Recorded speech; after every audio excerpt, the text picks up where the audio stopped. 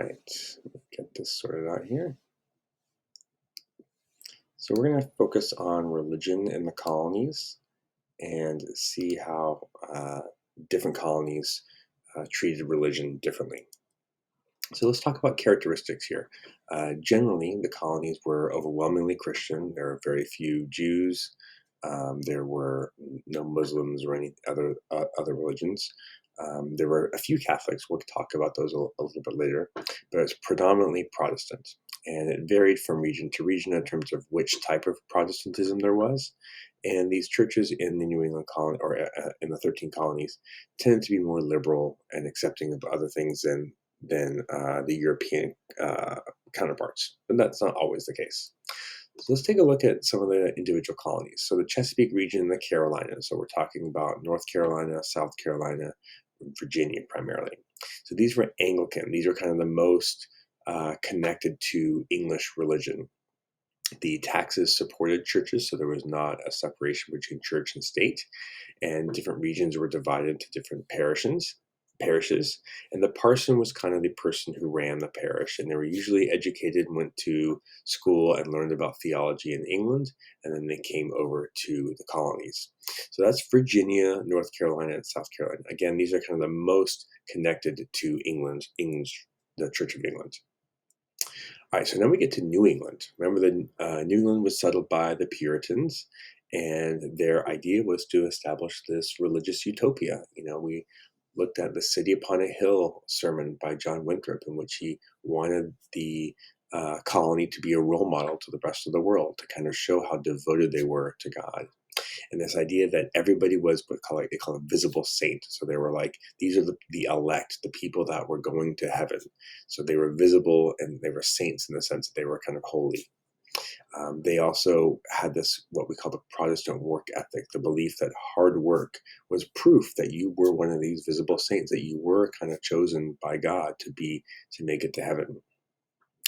In New England, they also emphasized education, not because they were interested in actually educating people, but mostly they saw it as a way to get people to read the Bible. And so we had this law here, the Old Deluder Act. The Old Deluder refers to Satan, right? If you delude somebody, it means you trick them.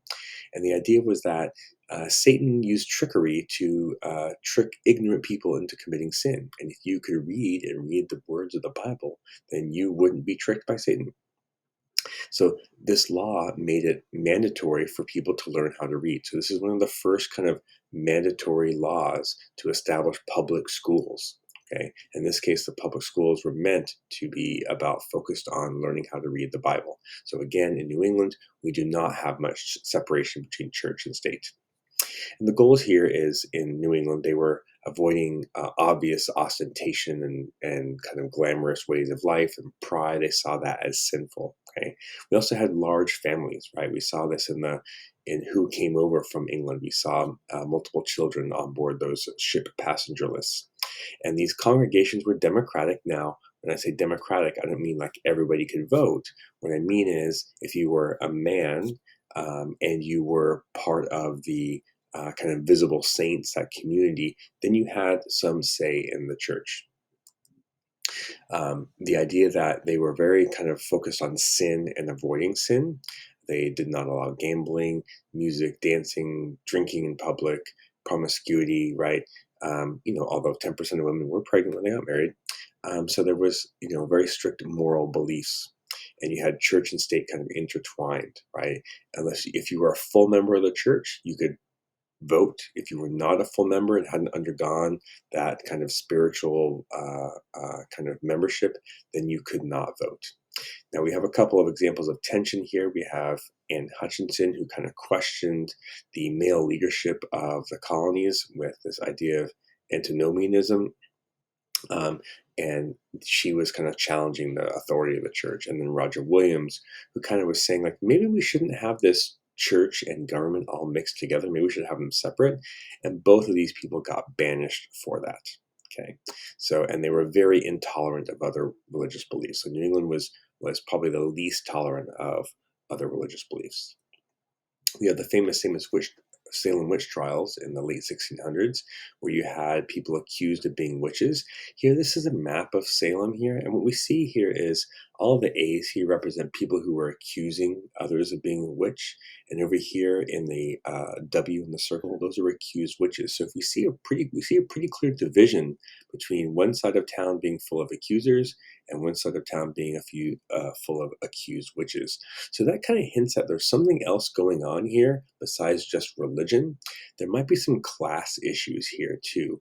The kind of places where the witches are being accused, they tended to be from the kind of older, more wealthy part of town, and then the accusers tend to be from the newer, not poor, but not as well established areas. So there's some kind of class tensions here going on with this kind of hysteria.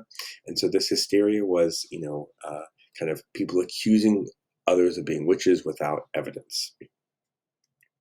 All right, so now let's move a little further south down to Maryland and a little bit of the Carolinas too. So Maryland in particular was set up as a Catholic colony.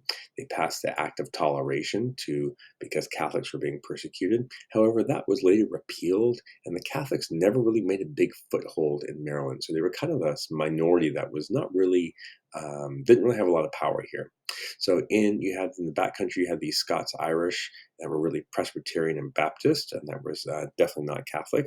And here's is kind of the opposite of New England. Remember, this is like young single men coming over, and so you have a little more boisterous lifestyle, right? Gambling, drinking, horse racing, fights, and then women, were about a third of women were pregnant when they got married. So there wasn't so much focus on the morals like in New England. It's a little bit different. Okay. And so religion was a part of the social hierarchy. If you were the more you were part of the local church, the higher in social status you were. Many of the young single men were not directly connected to the church, so they were kind of lower on the totem pole in terms of social hierarchy. All right, so Pennsylvania, this is kind of an interesting one here because it's the most different, I think, of all the different colonies. The Quakers were a different type of religion, right? These Quakers are focused on ideas of equality. They're much more democratic. Women were allowed to preach, unlike in basically any other religion at the time. They were anti-war. They had pretty good relationships with the natives. They also would become anti-slavery, and so they were kind of the exception to all these different other religions that were in the colonies. And Pennsylvania was set up as a haven for them because their ideas, especially about equality, were not welcomed. And so they kind of had Pennsylvania set up as like a haven for themselves. You also had German Protestants come over because Pennsylvania was one of the few colonies to actually advertise for new settlers. And so these German Protestants were leaving Europe because of persecution, and they were kind of welcome to Pennsylvania. And so Pennsylvania's whole purpose was to be this holy experiment of kind of of a place where you could have more toleration and be more welcoming of others. All right, so after the colonies were established, you had this decline of religion because the colonies were established, they were doing well in terms of money and profit. And so there's kind of this focus on materialism, and the emphasis on religion that existed earlier, particularly with the Puritans, began to kind of drop off, right? You had a higher population, more immigration, different kinds of people showing up. So it wasn't quite as concentrated and unified as it was. You also have ideas of enlightenment happening in Europe that were focused on reason and science, not necessarily faith, right? So this idea of religion, all these factors were causing religion to decline, and so church attendance begins to drop. So you have, obviously people who are still involved in the religion see this as a problem. They see the decline in church attendance as a problem and leading to the moral decline of the colonies. And so you have less full members of the churches. And so in New England, it means less participation, less voting. So they kind of have to compromise here, and they have this halfway covenant that says, like, you could become a full member of the church even if you didn't undergo this kind of conversion experience, that you renounce sin or whatever. You kind of have you could be baptized anyway, but you still could not vote. So you didn't have full participation, but you could be a member of the church. Okay. And then we have the Great Awakening occurring after the 1700s. So the Great Awakening, this was religious revivals And you see again here a preacher evangelizing or preaching. That word evangelizing is a word you should know. When you evangelize, it means you speak out and try and spread religious ideas. Okay, so these were evangelical preachers, right? And so in the middle colonies, New England, Virginia, they were all over the place, right? And they appealed to everybody, and they were promising salvation. And these traveling preachers traveled around, and they spoke in very emotional terms. And a lot of that was based on fear, about like telling people the fear of going to hell. Like if they were continued their sinful ways, they would go to hell, right? And so they criticized this lack of morality, the drinking, the fighting, all that kind of stuff, right? They said the clergy, the priests were corrupt. And so they were kind of really trying to shake things up here. And so the two main preachers here are Jonathan Edwards and George Whitefield. And Jonathan Edwards' famous sermon is called Sinners in the Hand of an Angry God, right? You can imagine what that sounds like. It's this fire and brimstone and the terrible images of hell and those kinds of things, right? And really kind of scaring people with this kind of vivid language. It wasn't based on reason or anything like that, but emotion, making you feel afraid of what would happen if you committed sin. And so these two preachers were the two most famous ones that traveled around during the Great Awakening. So what's the legacy, the result of the Great Awakening? So because they were criticizing the churches, it kind of undermined their authority, and it kind of split these churches into the old lights and new lights, that kind of the old school, new school kind of thing. And it actually resulted in a lot of education, like a lot of colleges were made to train new preachers. And so these churches or these colleges, are still around today. Like Harvard was an example of these. We see Harvard, Yale, William and Mary, all the Ivy League kind of schools began as these colleges, part of the Great Awakening. So that was one of the kind of legacies of it. One of the other legacies of this is that you had lots of new denominations. You have like these new lights, Presbyterians, Baptists, and evangelists. So you have more different kinds of religion, and it's going to increase religious toleration.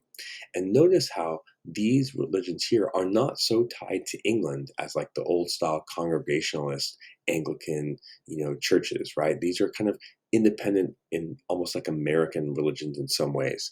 And so it kind of breaks a little bit of those religious ties with England, and is going to lead to greater independence for the colonies. Okay, so all of these things are happening with religion during this time. Religion goes from a time of strongly influencing the colonies to a decline, and then we have a resurgence with the Great Awakening.